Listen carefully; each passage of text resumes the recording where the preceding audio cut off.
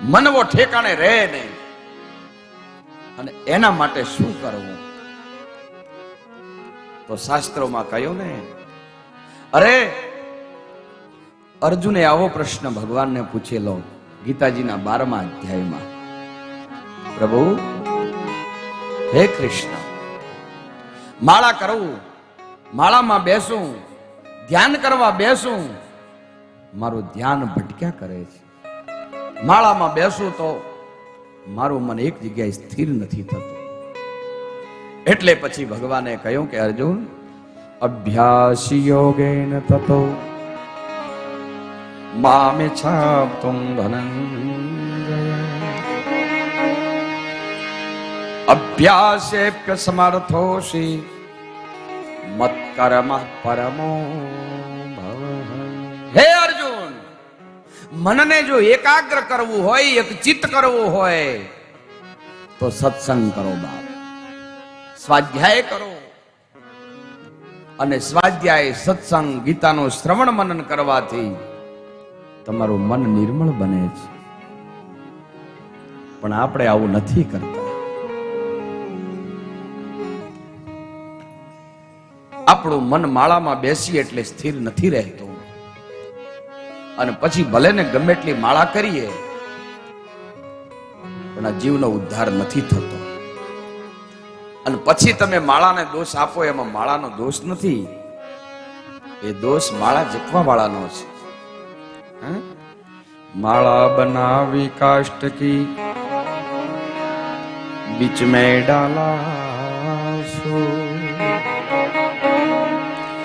अरे माला बिचारे क्या करे, अरे अने जपवा वाळो कपूत. जपनारो कपूत મળે એમાં માળાનો કોઈ વાંક નથી બાપ. પછી ભલે ને ગમે એટલી માળા ફેરવો પણ તમારું મન એક જગ્યાએ સ્થિર હોવું જોઈએ. અને મનને એક જગ્યાએ સ્થિર કરવા માટે જ આ ભાગવત છે બાપ. એના માટે જ આ ભાગવત છે. 7 દિવસમાં માણસ ધારે તો બધું છોડી શકે, પણ આપણે બધું પકડી રાખીએ છીએ. મહારાજ પરીક્ષિત બધું છોડી અને જંગલમાં નીકળી પડ્યા. ગંગાના કિનારે આવ્યા અને ગંગાનો કિનારો, મધુર વાતાવરણ, ખળખળ ખળખળ ગંગામાં વહી રહ્યા છે. સરસ મજાનો કલરવ કલરવ, વાતાવરણ દિવ્ય છે.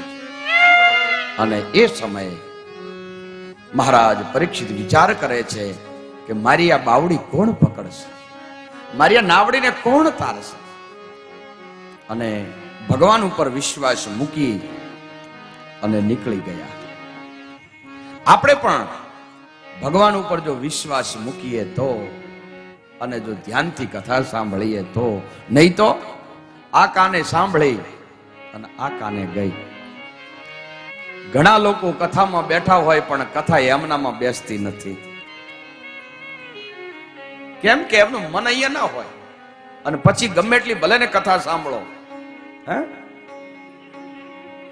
હે અમે કથા સાંભળવાન જઈએ, હે મળે જ્ઞાન પણ કાંઈ ના લઈએ.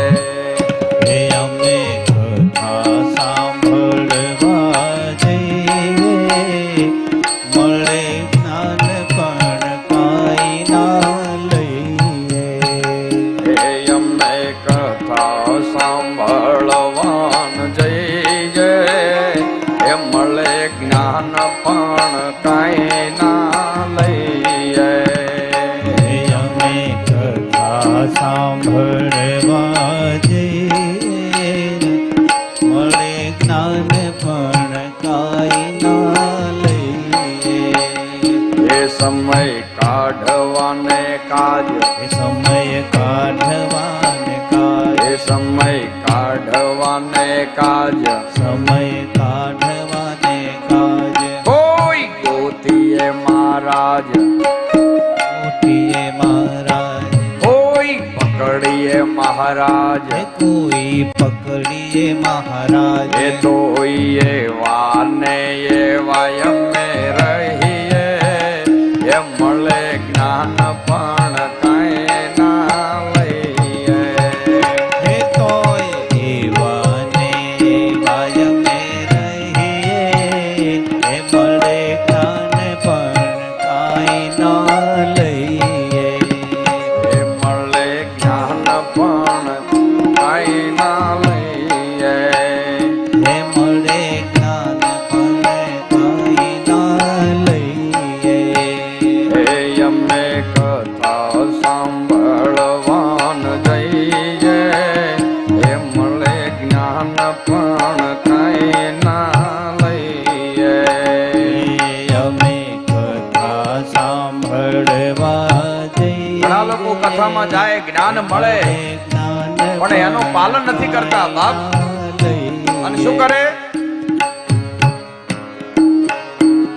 એ જ્ઞાન સથાને કાજ સમય કાઢવાને કાજ સમય કાઢવાને કાજ. એ સમય કાઢવાને કાજ સમય કાઢવાને કાજ. હોય ગોતીએ મહારાજ. કોઈ ગોતીએ મહારાજ, એ કોઈ પકડીએ મહારાજ. કોઈ પકડીએ મહારાજ. એ તોય એવા ને એવા અમે રહીએ. એ મળે જ્ઞાન પણ કાંઈ ના લઈએ.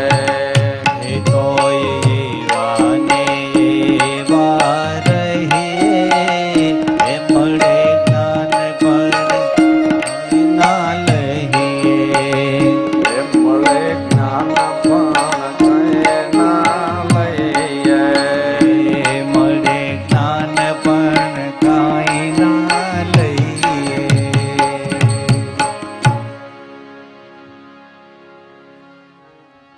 તો ભાગવતમાં જે જ્ઞાન મળે છે એને જો તમે હૃદયમાં ધારણ કરો તો કથા સાંભળવાની મજા આવે.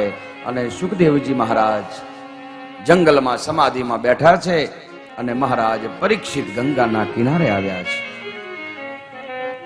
એ સમયે મહારાજ પરીક્ષિત ભગવાનને પ્રાર્થના કરે છે કે હે પ્રભુ, મારું કોઈ બાવડું પકડે, મારો હાથ પકડે એવી કૃપા કરો. અને મહારાજ પરીક્ષિતનો અંતરનાદ ભગવાને સાંભળ્યો અને નારદ આવે છે. નારદને થયું કે આના પાસે ખાલી 7 દિવસો છે. આ પરમ ભાગવત મહાપુરુષને બ્રાહ્મણનો શ્રાપ થયો છે અને 7 દિવસમાં મુક્તિ કોણ આપે? વિચાર કર્યો કે 7 દિવસમાં જો મુક્તિ આપે તો એક જ મહારાજ સુખદેવજી. અને સુખદેવજી પાસે નારદ ગયા છે. નારદે જઈ અને કહ્યું કે મહારાજ, સંસારના માયાવી પુરુષો અને એમાં એક ભગવદ ભક્ત મહાપુરુષ રાજા ઋષિનો શ્રાપ થયો છે. 7મા દિવસે તક્ષક નાગેને દંશ દેવાનો છે. મહારાજ પરીક્ષિત હસવા લાગ્યા. નારદ, તો એને કરેલા કર્મો એને ભોગવવાના, એમાં હું શું કરું? બાપજી, એ અત્યારે આંધળો માણસ છે. એ સંસારમાં અજ્ઞાનમાં પડ્યો છે. તમે તો જ્ઞાની છો, તમે બધું જાણો છો અને તમે એને બાવડું પકડી અને રસ્તો બતાવો. સુખદેવજી મહારાજ ના પાડે છે અને નારદ સતત એમને હાથ જોડીને વિનંતી કરતા રહે છે. બાપજી, આંધળો માણસ આવે છે અને રસ્તામાં કૂવો આવે છે. દેખનારો સામે જોઈ અને બેઠો હોય અને આંધળા માણસને જોઈએ કૂવામાં પડતો ન બચાવે તો મરે એનું પાપ પેલા દેખે એને લાગે, જે જોઈ રહ્યો છે એને લાગે. બાપજી, તમે તો જ્ઞાનમાં બધું જાણો છો. એ અજ્ઞાની અને આંધળો માણસ છે, એને ઋષિનો શ્રાપ થયો, એને બચાવો. નારદે બહુ વિનંતી કરી ત્યારે હાથમાં કમંડળ અને મૃગચર્મ લઈ અને નગ્ન અવસ્થામાં મહારાજ સુખદેવજી ગંગાના કિનારે આવે છે. એક બાજુ ગંગા વહેતી હતી, બીજી ગંગા હવે સુખદેવના મુખમાંથી વહેવાની તૈયારી થઈ રહી છે. અનેક ઋષિ મુનિઓ નદીના કિનારે તરસ્યા બેઠા છે. વાતાવરણ દિવ્ય હતું. વિચાર કરો, ગંગાનો કિનારો છતાંય ઋષિઓ તરસ્યા બેઠા હતા.